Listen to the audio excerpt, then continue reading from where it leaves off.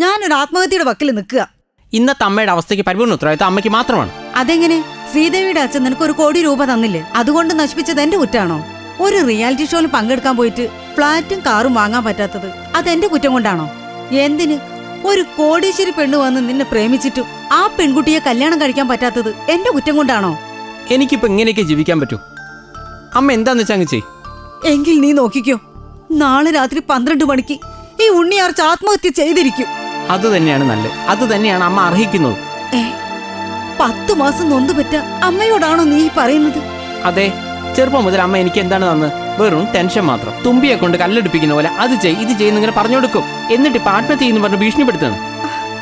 എനിക്ക് ഇനിയും നിങ്ങളെ സഹിക്കാൻ വയ്യ. ഇനി നീ എന്നെ സഹിക്കണ്ട.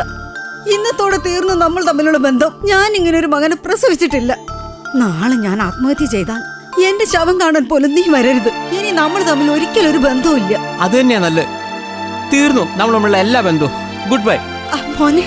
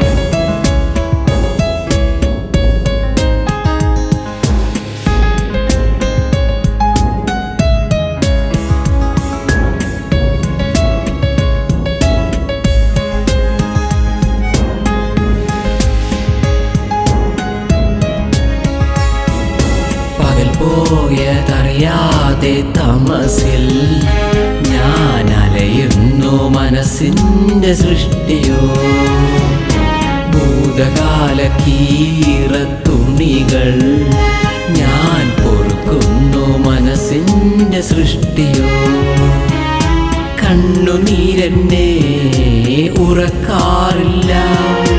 സ്വപ്നങ്ങളെന്നെ ഉണർത്താറില്ല. കണ്ണുനീരെന്നെ ഉറക്കാറില്ല. സ്വപ്നങ്ങളെന്നെ ഉണർത്താറില്ല. പകൽ പോയതറിയാതെ തമസിൽ ഞാൻ അലയുന്നു. മനസ്സിന്റെ സൃഷ്ടിയോ ഭൂതകാല കീറത്തുണികൾ ഞാൻ പൊറുക്കുന്നു. മനസ്സിന്റെ സൃഷ്ടിയോ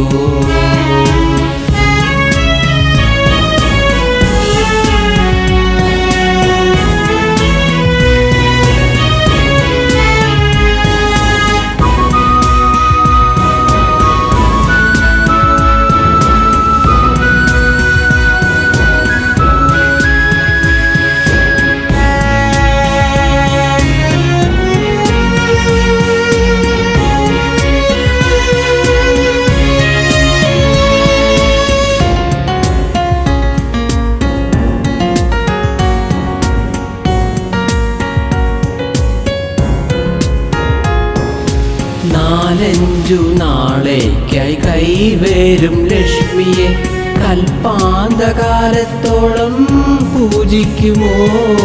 മിണ്ടുവാനറിയാത്ത മൃഗം പോലെ കാശാപ്പുശാലയിൽ ചെന്നിടുന്നു.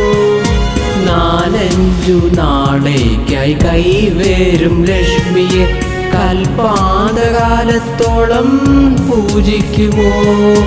മിണ്ടുവാനറിയാത്ത മൃഗം പോലെ കാശാപ്പുശാലയിൽ ചെന്നിടുന്നു.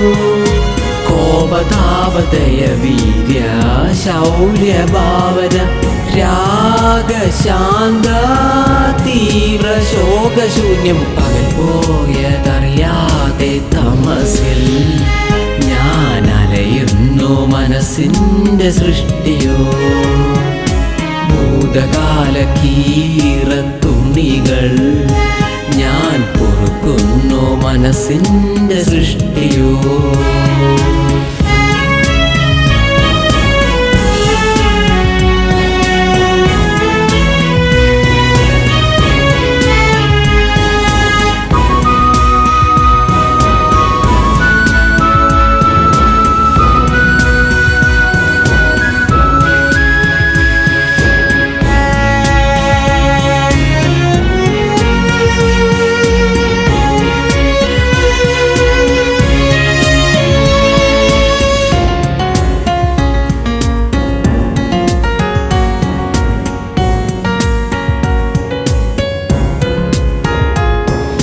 ശ്ലോകം ചൊല്ലി പൊരുൾ പറയുമ്പോൾ ബധിരനു കേൾക്കാൻ യോഗമുണ്ടോ?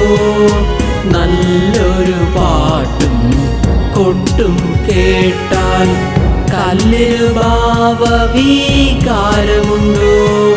ശ്ലോകം ചൊല്ലി പൊരുൾ പറയുമ്പോൾ ബധിരനു കേൾക്കാൻ യോഗമുണ്ടോ? നല്ലൊരു പാട്ടും കൊട്ടും കേട്ടാൽ കല്ലിനു ഭാവവികാരമുണ്ടോ? പെണ്ണിൻ ഭാവവിശേഷം കാണാൻ അന്ധനു ഭാഗ്യം തെല്ലുമുണ്ടോ? പകൽ പോയതറിയാതെ തമസിൽ ഞാൻ അലയുന്നു മനസ്സിൻ്റെ സൃഷ്ടിയോ? ഭൂതകാല കീറത്തുണികൾ ഞാൻ പൊറുക്കുന്നു മനസ്സിൻ്റെ സൃഷ്ടിയോ? കണ്ണുനീരെന്നെ ഉറക്കാറില്ല, സ്വപ്നങ്ങളെന്നെ ഉണർത്താറില്ല. കണ്ണുനീരെന്നെ ഉറക്കാറില്ല, സ്വപ്നങ്ങളെന്നെ ഉണർത്താറില്ല.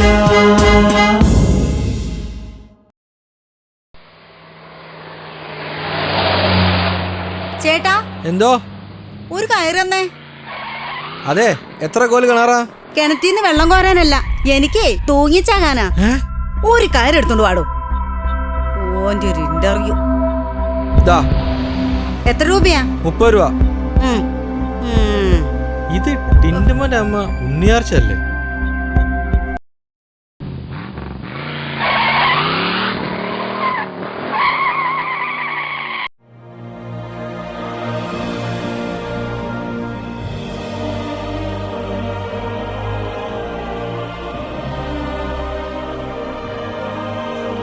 ഏയ് ഹലോ, ഒന്നിങ്ങോട്ട് വരൂ. ഡുണ്ടുമോളെ. ഡുണ്ടുമോളെ, ഫ്ലാറ്റും കാറാ കിട്ടിയില്ലേ? കഴിഞ്ഞ ദിവസം കിട്ടി. അതെ, ഈ കാറിന്റെ AC ഇത്തിരി തണുപ്പ് കുറവാ. ഒന്ന് നോക്ക്, ഒന്ന് വേഗം ശരിയാക്കിത്താ. വേഗം. ഹലോ, ആ ബോണ്ടിന്റെ ലോക്കം തുറക്കാം.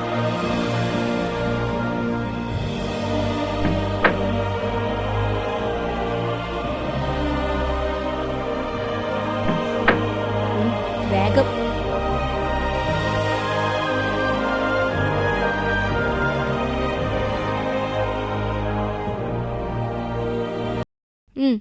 വേഗം.